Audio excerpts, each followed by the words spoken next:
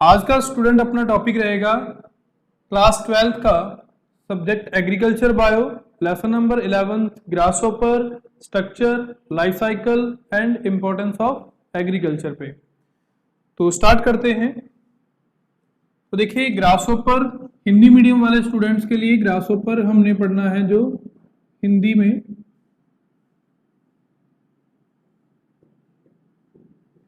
टिड्डा बोलते हैं। देखिए कॉमन लैंग्वेज के अंदर इसको अपने जो बोला जाता है ग्रासहोपर, इंग्लिश में हो गया टिड्डा, मामा घोड़ा भी कह देते हैं कई। तो ये इसकी अपने को स्टडी करनी है और इसकी स्टडी में हमने एक तो इसकी बाह्य संरचना देखनी है, तो एक्सटर्नल जो स्ट्रक्चर है कि ये किसका बना होता है, कौन कौन से इसकी बॉडी के पार्ट्स होते हैं, वो सारे के सारे स्ट्रक्चर में आ जाएंगे। लाइफ साइकिल के अंदर कि जो प्रॉपर इसका लाइफ साइकिल होता है कि कंप्लीट लाइफ साइकिल है, कंप्लीट मेटामॉर्फोसिस के हो रहा है या इनकम्प्लीट मेटामॉर्फोसिस हो रहा है, वो लाइफ साइकिल पे देखेंगे कि कितनी स्टेजेस आती हैं इसके लाइफ साइकिल में, एग, लार्वा, प्यूपा, एडल्ट में से कौन कौन सी स्टेजेस रहेंगी। और इंपॉर्टेंस इन एग्रीकल्चर कि जो भी खेती बाड़ी है या जो कृषि का क्षेत्र है उसके अंदर ग्रासहोपर का क्या लाभ है, बेनिफिट क्या है और इसकी हानियां क्या हैं, इसके हार्मफुल इफेक्ट पड़ेंगे क्रॉप के ऊपर। तो स्टार्ट करते हैं जी। फर्स्ट अपना टॉपिक है मेन कि देखो कोई भी इंसेक्ट की जब हम स्टडी करेंगे तो सबसे पहला हमें टॉपिक पढ़ना है जो उसका है वो क्लासिफिकेशन, जिसके अंदर +2 बेस के ऊपर मैं तो देखो आपको इसके अंदर थोड़ा क्लासिफिकेशन को डिटेल में बता के एक्सप्लेन कर रहा हूं, लेकिन आपके जो सिलेबस है क्लास 12th का एग्रीकल्चर बायो के अंदर ग्रासहोपर की जो आपने स्टडी करनी है उसके अंदर सिर्फ आपको इसका साइंटिफिक नेम पता होना चाहिए, इसका ऑर्डर पता होना चाहिए। तो अपने इसका प्रॉपर क्लासिफिकेशन देख लेते हैं।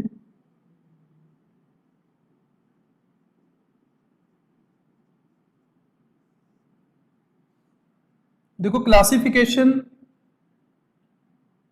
आपने 11th क्लास के अंदर भी पढ़ा होगा, 10th के अंदर भी किसी ना किसी इंसेक्ट का, ह्यूमन का, किसी भी एनिमल का या किसी प्लांट का आपने क्लासिफिकेशन पढ़ा होगा। तो क्लासिफिकेशन करने से पहले आपको ये पता होना चाहिए कि क्लासिफिकेशन के अंदर कौन कौन से आपको मेन पार्ट हैं जो उसके याद रखने होते हैं। तो इसमें देखिए फाइलम,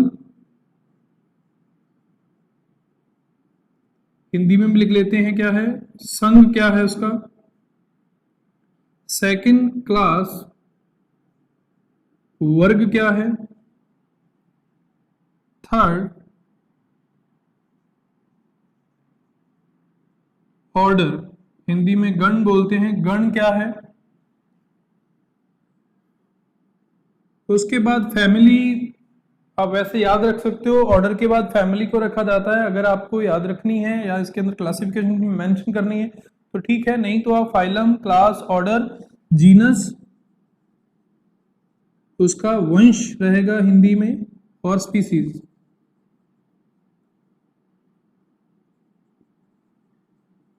जाति।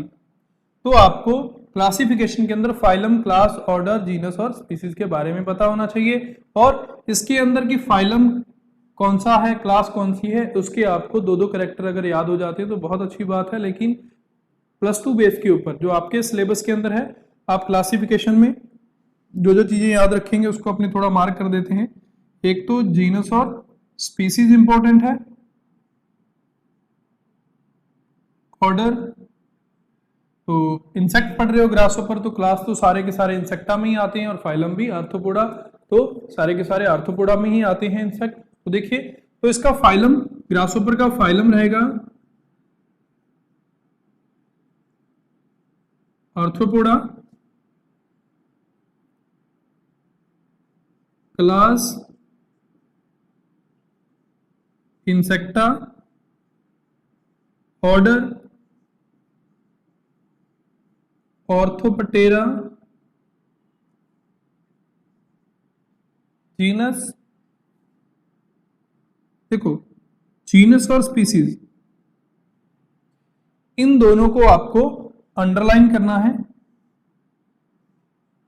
जीनस मतलब वंश और जाति को आपको अंडरलाइन करना है, क्योंकि ये किसने दिया था, आपने +1 के अंदर पढ़ा था कि फादर ऑफ टैक्सोनॉमी की वर्गीकरण है, जो क्लासिफिकेशन है इसका पिता कौन है, मतलब इसकी सबसे पहले जो है डिस्कवरी किसने की और किसने इसके बारे में बताया कि इसको इस तरह से सिस्टमैटिक तरीके से आपको रखना है तो वंश और जाति आते हैं, वंश में आते हैं उसका साइंटिफिक नेम, और स्पीसीज के अंदर भी दोनों मतलब मिला के, जीनस और स्पीसीज को मिला के, जैसे मान लो कि जीनस और स्पीसीज में है ग्रासहोपर का साइंटिफिक नेम अगर अपने बात करते हैं आपके एग्रीकल्चर बायो के लेसन नंबर 12 के अंदर जो मेंशन किया है आपके हायरोग्लाइफस बैनन के बारे में, तो हायरोग्लाइफस रहेगा जीनस और स्पीसीज रहेगी बैनन।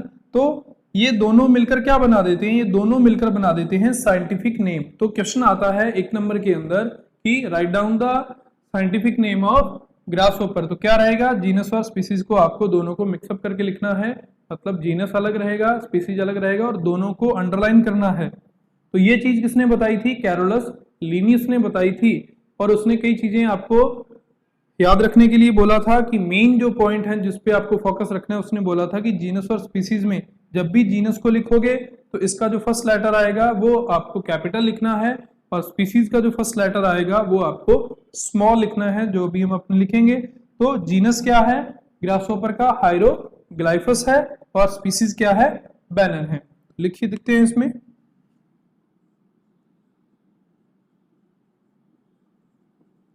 हायरोग्लाइफस, तो ये तो रहेगा, देखो एच इसमें जो फर्स्ट लेटर है कैपिटल आया है, और इसको हम अंडरलाइन कर देंगे, क्योंकि कैरोल कोई पूछ ले आपको कि भाई इसको अंडरलाइन क्यों करते हो और इनको नहीं करते, तो आपको एक ही आंसर देना है कि कैरोलस लिनियस ने क्लासिफिकेशन जब उसने एक्सप्लेन किया था तो उसमें बताया था कि जीनस को हमने अंडरलाइन करना है और स्पीसीज को अंडरलाइन करना है।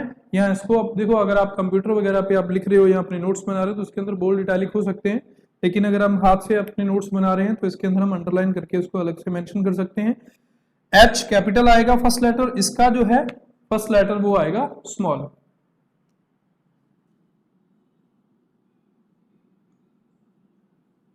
तो ये रहेगा साइंटिफिक नेम है। तो ये हमारा क्लासिफिकेशन हो गया किसका जी, ग्रासहोपर का। अब इसके अंदर थोड़े बहुत अपने डिटेल नहीं है आपके लेसन के अंदर इतनी, लेकिन मैं आपको फिर भी बता देता हूं कि कोई आपसे पूछ ले, या आपको माइंड के अंदर ये सेटअप रहेगा कि आर्थ्रोपोडा के अंदर इंसेक्ट को क्यों रखते हैं, इंसेक्टा में क्यों रखते हैं। तो ये मेन आपको 2 चीजें याद रखनी है, क्योंकि ये क्वेश्चन कई बार पूछ लिया जाता है, एक्सप्लेन नहीं किया गया लेकिन फिर भी पूछ लिया जाता है कि क्लास इंसेक्टा में क्यों रखा जाता है ग्रासहोपर को, तो उसका भी आपको आंसर देना है। तो फाइलम आर्थ्रोपोडा, देखिए जी फाइलम आर्थ्रोपोडा के अंदर अगर अपने बात करें आर्थ्रोपोडा की, तो कौन सी लैंग्वेज का वर्ड है ये, ग्रीक। कौन सी लैंग्वेज है, ग्रीक लैंग्वेज का वर्ड है, शब्द है। तो देखो अगर हमने ग्रीक लैंग्वेज है तो इसको अगर अपने पार्ट्स में डिवाइड करके देखा जाए तो इसके 2 पार्ट्स बनते हैं, फर्स्ट ये ऑर्थोस बनता है, सेकंड बनता है पोडा। तो ऑर्थो का मतलब होता है और पोडा का मतलब होता है, इसका तो मतलब होता है जॉइंटेड और पोडा का मतलब होता है मतलब संधि युक्त। हिंदी में अगर बात करें जॉइंटेड का मतलब है संधि युक्त, पोडा का मतलब है पैर, मतलब संधि युक्त पैर होंगे। तो संधि युक्त पैर होंगे का मतलब क्या होगा, देखो मान लो कि ये एक इंसेक्ट आपने बना दिया, ये उसकी ऊपर वाली सरफेस क्या रहेगी, डॉर्सल, ये वेंट्रल। वेंट्रल से आपने जब देखा, मान लो कि ये ग्रासहोपर ऐसे है, सही में ऐसे बैठा हुआ है, अगर आप ऊपर से देखते हो तो ये वाली जो सरफेस है ये कौन सी है, ये है डॉर्सल। अगर हम इसको ऐसे पकड़ के नीचे से इंसेक्ट को देखेंगे तो इस पर लेग्स वगैरह आपको दिखती हैं, तो वो कौन सी है, वेंट्रल। तो वेंट्रल में देखोगे तो देखो ऐसे लेग्स लगी हुई है मान लो,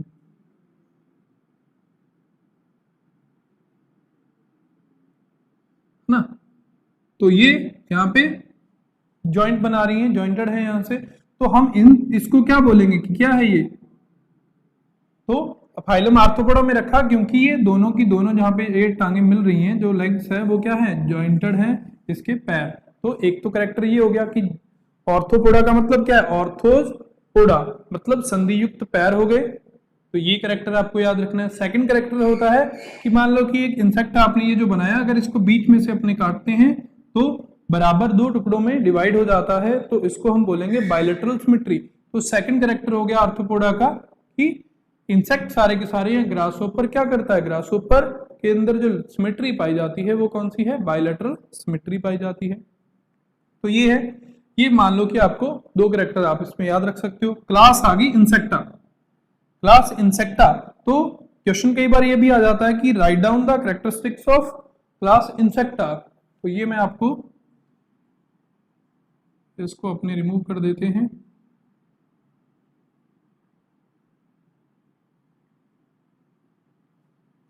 ग्रीक आप याद पड़ा है अभी।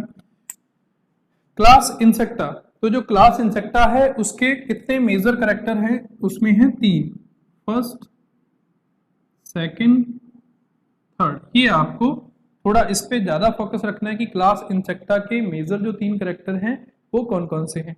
तो देखो फर्स्ट जो है इसमें रहेगा कि insect body divided into 3 parts, मतलब ग्रासहोपर की जो बॉडी है, कोई भी इंसेक्ट है उसकी बॉडी कितने पार्ट्स में डिवाइड होगी, 3 पार्ट्स में डिवाइड होगी। कौन कौन से हैं, first is head, thorax and abdomen. तो आपको फर्स्ट कैरेक्टर लिखना है किसका, क्लास इंसेक्टा का, body divided into 3 parts, head, thorax and abdomen. First हो गया। सेकंड इज, देखो सेकंड रहेगा कितने, अब ग्रासहोपर को जब देखोगे, अभी मैं तो आपको ऐसे पढ़ा रहा हूं, मतलब एक थ्योरेटिकल लेक्चर आपको मिल रहा है, जब आप लाइव देखोगे ग्रासहोपर को, मामा घोड़ा को, टिड्डा को, या किसी भी इंसेक्ट को पकड़ लेना। फॉर एग्जाम्पल आप अपने घर पे बैठे बैठे किसी फ्लाई को पकड़ लेना, जो घरेलू मक्खी है ना, तो जो हाउस फ्लाई को अगर आप पकड़ के उसमें देखोगे तो उसके अंदर भी कितने पेयर होंगे, मतलब जो लेग्स होती हैं वो जॉइंटेड होंगी नीचे से, और जॉइंटेड में जब आप उसको उसकी वेंट्रल सरफेस देखोगे तो आपको जो जॉइंटेड लेग्स मिलती हैं उसके अंदर आपको क्या मिलेगा, तो काउंट करना उस लेग्स को कि कितनी है, तो 3 पेयर्स ऑफ लेग्स प्रेजेंट। तो आपको एक सेकंड कैरेक्टर मिलता है क्लास इंसेक्टा का कि इंसेक्ट कितने कैरेक्टर, सॉरी सेकंड कैरेक्टर आपको मिलता है क्लास इंसेक्टा का कि इंसेक्ट कितने पेयर ऑफ लेग्स रखते हैं। तो कितने पेयर है, 3 पेयर ऑफ लेग्स प्रेजेंट होती हैं। थर्ड कैरेक्टर है 2 पेयर्स ऑफ विंग्स।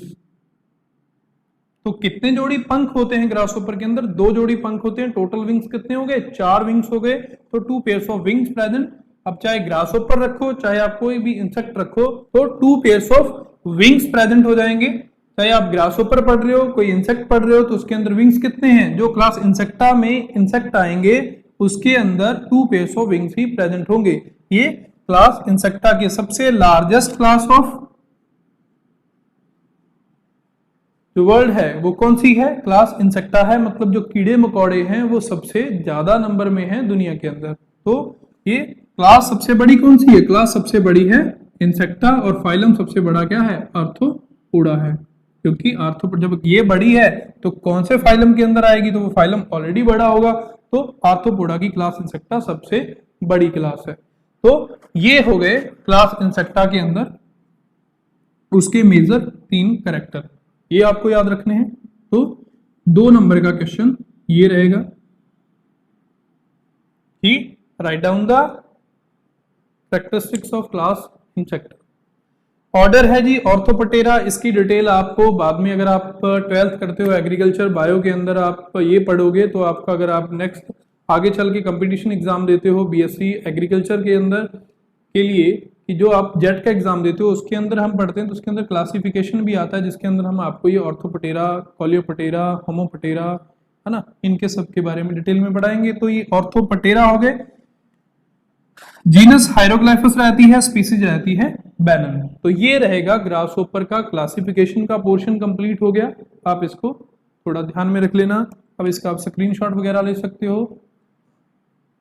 तो नेक्स्ट अपने टॉपिक करते हैं क्लासिफिकेशन के बाद कि नेक्स्ट टॉपिक अपने करेंगे क्लासिफिकेशन के बाद इसकी स्पीसीज की, कि हायरोग्लाइफस बैनन के अलावा भी कोई स्पीसीज है जो हम इस चैप्टर के अंदर पढ़ रहे हैं, तो उसको लिख लेते हैं। तो ये क्लासिफिकेशन के बाद सेकंड अपना टॉपिक रहेगा स्पीसीज। नॉर्मल सी बात है, किसकी स्पीसीज पढ़नी है, ग्रासहोपर की स्पीसीज पढ़नी है तो एक स्पीसीज में तो जीनस और स्पीसीज में आपने नाम लिखा ही था, तो कितनी स्पीसीज हैं? 2। कौन कौन सी हैं? फर्स्ट ए नंबर लिख लेते हैं, हाइरोग्लाइफस, ये एक स्पीसीज हो गई। और बी नंबर सेम हाइरोग्लाइफस।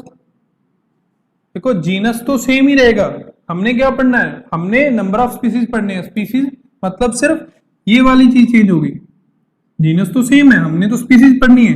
तो ग्रासहोपर है 2 स्पीसीज, तो हाइरोग्लाइफस बैनन और हाइरोग्लाइफस निग्रोरेप्टिलस। तो सेकंड कौन सी है? हाइरोग्लाइफस निग्रोरेप्टिलस।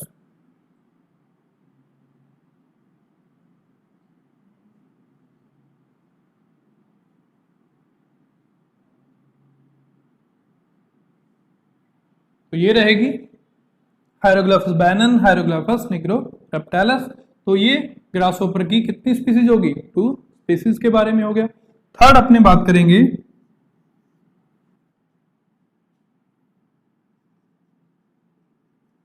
External morphology. थर्ड हमारा टॉपिक रहेगा एक्सटर्नल मॉर्फोलॉजी के बारे में। तो देखो ग्रासहोपर के चैप्टर के अंदर जो मेन आपको सबसे इंपॉर्टेंट टॉपिक है वो रहता है एक्सटर्नल मॉर्फोलॉजी ऑफ ग्रासहोपर। की ये ग्रासहोपर है, मान लो कि ये ग्रासहोपर है, तो ये बाहर से कैसा दिखता है, कि कितने पार्ट हैं बॉडी के अंदर, जो अपनी क्लास इंसेक्टा में पढ़ी ना कि हेड कैसा है, थोरैक्स कैसा है, एब्डोमेन कैसा है, क्योंकि बॉडी डिवाइडेड इनटू 3 पार्ट्स हैं, तो उस पार्ट्स के बारे में पढ़ना है। तो वो सारे का सारा आ जाएगा एक्सटर्नल मॉर्फोलॉजी के अंदर। तो एक्सटर्नल मॉर्फोलॉजी के अंदर अपने देखते हैं या एक्सटर्नल स्ट्रक्चर में, तो हमने लिखा था कि ग्रासहोपर की जो बॉडी है वो डिवाइड कितने पार्ट में होगी, या क्लास इंसेक्टा में ग्रासहोपर पढ़ रहे हैं तो कितने पार्ट में डिवाइड होगी? 3 पार्ट्स में डिवाइड होगी। तो हम इसको पहले डिवाइड कर लेते हैं, ये ऊपर वाला क्लियर कर देते हैं, क्योंकि मेन टॉपिक है एक्सटर्नल मॉर्फोलॉजी का, इसलिए स्पीसीज को हम यहां से एक बार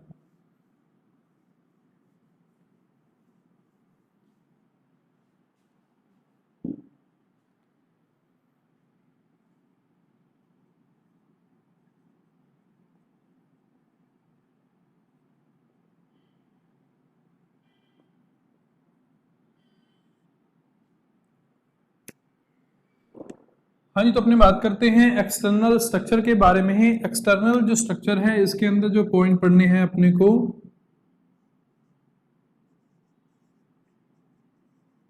हेड,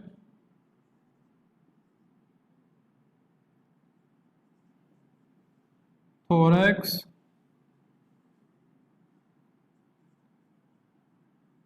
एब्डोमेन, यही डिवाइड किया था क्लास इंसेक्टा का। जो फर्स्ट कैरेक्टर था वो क्या था? Body divide into 3 parts, head, thorax and abdomen. तो हम एक्सटर्नल जो स्ट्रक्चर पढ़ रहे हैं कि ये जो ग्रासहोपर है, ये जो ग्रासहोपर है हेड है, उसके बाद थोरैक्स का पार्ट है, उसके बाद एब्डोमेन का पार्ट है। तो हमने हेड, थोरैक्स एंड एब्डोमेन पढ़ना है। तो हेड के बारे में आपको जो मेन कैरेक्टर पता होने चाहिए, हेड के अंदर जो मेन पॉइंट है वो आपको पता होने चाहिए, वो यहाँ पे हम मेंशन कर लेंगे और उसके बारे में बात कर लेंगे। देखिए जी, अगर हम इंसेक्ट के अंदर बात करते हैं तो जो हेड है, हेड 3 पोजीशन के ऊपर मेन लगा रहता है। कौन कौन सी पोजीशन है? एक तो ये है कि ये जो बॉडी एक्सिस है इसके 90 डिग्री एंगल पे, एक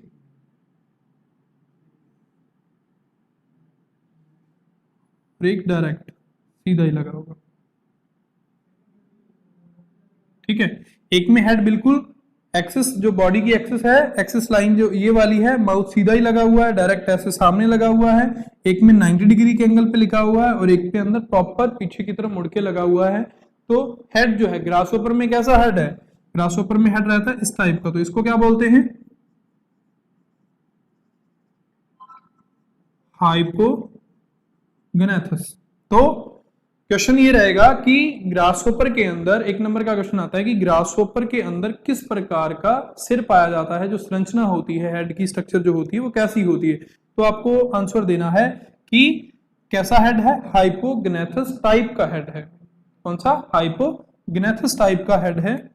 अब ये हेड के वैसे कितने टाइप होते हैं? ये जो मैंने ये बनाए हैं इसके अंदर रहेंगे हाइपोग्नेथस, प्रोग्नेथस, जिसका बिल्कुल सामने है हेड, बॉडी एक्सिस के बिल्कुल सामने लगा हुआ है वो प्रोग्नेथस है, और जिसका बहुत सारा पीछे की तरफ मुड़ के लगा हुआ है 45 डिग्री के एंगल पे लगा हुआ है, उसको क्या बोलते हैं? उसको हम बोलते हैं ओपिस्थोग्नेथस टाइप ऑफ हेड। तो हाइपोग्नेथस, ओपिस्थोग्नेथस और ये प्रोग्नेथस है। तो अपने को इनसे कोई मतलब नहीं है, अपने को ये याद रखना है कि हेड कौन सा है ग्रासहोपर के अंदर? हाइपोग्नेथस टाइप का हेड होता है, तो ये रहेगा। अब देखो, अब जो हेड के हैं अगर हम बात करें अपेंडिजेस ऑफ हेड, है ना, हेड के अंदर ही पढ़े अपेंडिजेस ऑफ हेड की हेड के ऊपर कौन कौन से ऑर्गन लगे रहते हैं, है ना, उपांग कौन से, हिंदी में अगर बात करें अपने तो कि जो सिर के ऊपर उपांग लगे रहते हैं मतलब ऑर्गन लगे रहते हैं, वो मेन काम जो करेंगे वो कौन कौन से ऑर्गन है? तो अपेंडिसेस ऑफ हेड के अंदर है, पहला है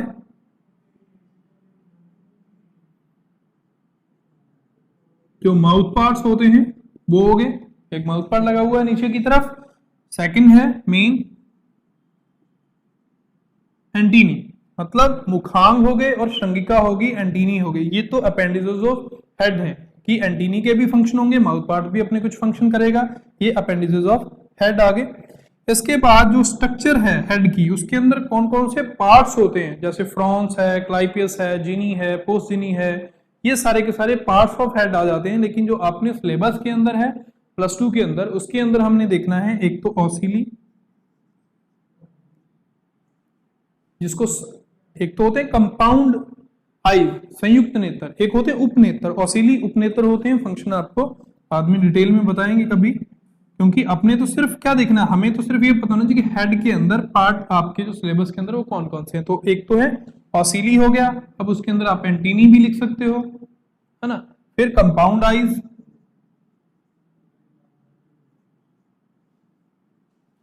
अब मैं फिर से आपको बता दूं टाइप ऑफ हेड है हाइपोग्नेथस, मतलब किस प्रकार का हेड पाया जाता है? हाइपोग्नेथस टाइप का हेड पाया जाता है। Appendices of head main mouth parts और एंटीनी है, और ऑसिली कंपाउंडाइज ये क्या है? ये पार्ट्स ऑफ हेड में आ जाते हैं। देखो बहुत सारे पार्ट्स ऑफ हेड हैं, जैसे एपिक्रेनियल सल्कस भी पढ़ेंगे अपने, तो एक इसके अंदर हेड के अंदर एक स्ट्रक्चर पाई जाती है। जब मैं इसका डायग्राम ड्रॉ करूंगा तब आपको बताऊंगा कि एक स्ट्रक्चर होती है जिसको एपिक्रेनियल सल्कस बोलते हैं, वो भी लिख लेते हैं, यहां पे मेंशन कर लेते हैं एपिक्रेनियल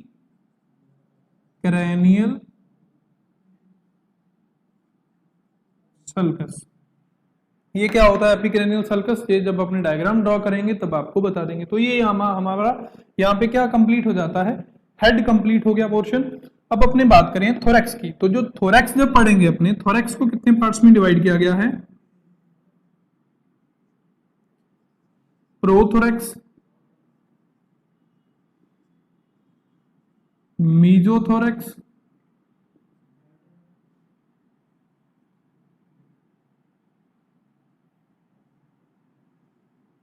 मेटाथोरैक्स। मतलब थोरैक्स को भी आगे कितने 3 पार्ट्स में डिवाइड किया गया। प्रोथोरैक्स मतलब अग्रवक्ष, मीजोथोरैक्स मध्यवक्ष और मेटाथोरैक्स पश्चवक्ष। तो ये 3 टाइप हो गए किसके? थोरैक्स के। देखो अब इसके अंदर अगर अपने बात करें तो अपेंडिसेस ऑफ हेड को यहां से मैं एक बार रिमूव कर देता हूं, अभी आपने नोट डाउन कर लिया होगा। तो अब अगर अपने इसमें देखें तो प्रोथोरैक्स जो है, प्रोथोरैक्स कवर करता है किसको? मीजो और मेटाथोरैक्स को, दोनों को ढक के रखता है। डायग्राम अपने इधर बना लेंगे अभी, उसमें आपको मैं एक्सप्लेन कर दूंगा। जो मीजोथोरैक्स है, चलिए सबसे पहले अपने डायग्राम ही बना लेते हैं, नहीं तो फिर आपको प्रॉपर एक्सप्लेन करने में मेरे को भी प्रॉब्लम आएगी, आपको समझ में नहीं आएगा प्रॉपर। तो अपने एक डायग्राम ड्रॉ करते हैं एक्सटर्नल स्ट्रक्चर के अंदर। तो आपको कैसे डायग्राम ड्रॉ करना है देखिए,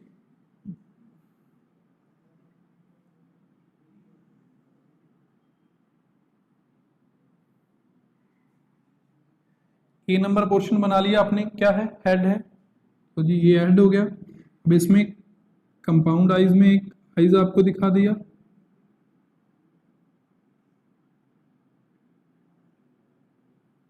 एंटीनी आपने शो कर दिए,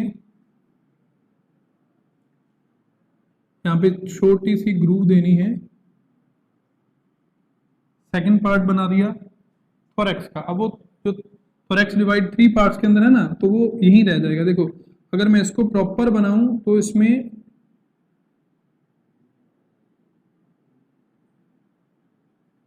ये रहेगा, और लास्ट में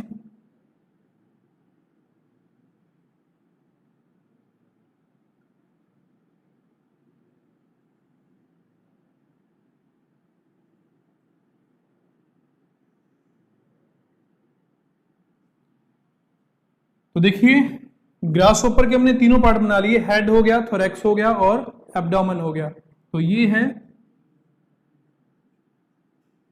हेड पार्ट, थोरैक्स पार्ट के बिल्कुल क्लियर है, और एब्डोमेन पार्ट हो गया जी। हेड, थोरैक्स एंड एब्डोमेन हो गया हमारा। तो ये हमने जो डायग्राम बनाया इसके अंदर हेड, थोरैक्स एंड एब्डोमेन आपको तीनों पार्ट्स आपको दिख रहे हैं। ये जो हमने पढ़ाया आपको कि हेड आपको डिटेल में अभी आपको मैंने बताई, ये बॉडी एक्सिस के 90 डिग्री पे लगा हुआ है। तो कैसा टाइप है हेड का? हाइपोग्नेथस हो गया। अपेंडिसेस ऑफ हेड, नीचे की तरफ ये माउथ पार्ट आ गए, ऊपर की तरफ एंटीनी आ गए। ऑसिली एंड कंपाउंड आईज, ये कंपाउंड आईज आपको दिख रहे हैं। ऑसिली डॉट लाइक स्ट्रक्चर होती है तो ऑसिली है। एपिक्रेनियल जो सल्कस है, देखो अगर अपने इस व्यू की बात करें तो ये आपको कौन सा व्यू दिख रहा है? ये तो आपको साइड में से दिख रहा है ना, ये व्यू है लैटरल व्यू। तो देखो सरफेस की बात करें तो ये है डॉर्सल सरफेस, ये वाली जो आपको दिख रही है ये सारी की सारी डॉर्सल है, ये सारी की सारी क्या है? वेंट्रल, और ये सारी की सारी साइड में दिखेगी वो क्या है? लैटरल। तो 3 सरफेस है आपको, और आपको जो दिख रहा है व्यू वो लैटरल वाली साइड दिख रही है, वेंट्रल भी नहीं दिखेगा। सरफेस जो है डॉर्सल सरफेस के अंदर आपको सिर्फ ये डायग्राम, क्योंकि 3D डायग्राम तो प्रॉपर है नहीं तो सारे व्यू तो आपको दिख नहीं रहे। तो ये पोस्टीरियर रीजन आ गया, ये इंटीरियर रीजन आ गया। तो इसमें जो सामने से आपको दिख नहीं रहा, तो सामने से अगर अपने इसके हेड की स्ट्रक्चर बनाए, मान लो ग्रासहोपर का ये हेड है,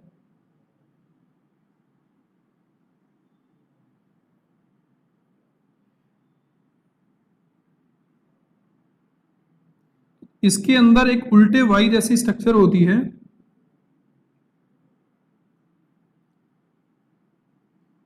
ये कंपाउंड आईज आ जाएंगी। ये जो उल्टे वाई जैसी स्ट्रक्चर होती है ना, हेड के अंदर एक उल्टे वाई जैसी स्ट्रक्चर होती है, उसको क्या बोलते हैं? उसको बोलते हैं जी एपिक्रेनियल सल्कस। क्लियर? तो ये आपको मैंने फ्रंट जो है, बिल्कुल फ्रंट व्यू जो फ्रॉन्स का पार्ट होता है वो दिखा दिया। ये जो वाई जैसी स्ट्रक्चर है वो कहलाती है एपिक्रेनियल सल्कस। तो ये हमारा हेड का पोर्शन हो गया कंप्लीट। अब थोरैक्स की बात करें, थोरैक्स में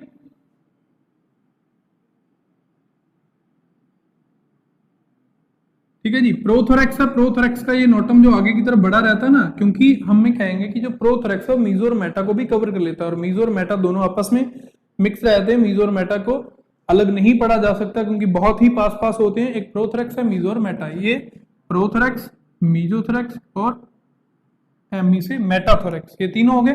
अब देखो इसमें मैं आपको मेंशन कर देता हूं कि प्रोथोरैक्स के ऊपर कुछ भी नहीं है। मीजोथोरैक्स, मीजोथोरैक्स के ऊपर क्या है? मीजोथोरैक्स में लेग्स कितनी? 1 पेयर, 1 पेयर प्रोथोरैक्स पे है। फिर मीजोथोरैक्स पे विंग्स, विंग कितने? 1 पेयर। इस पे लेग्स 1 पेयर, विंग 1 पेयर।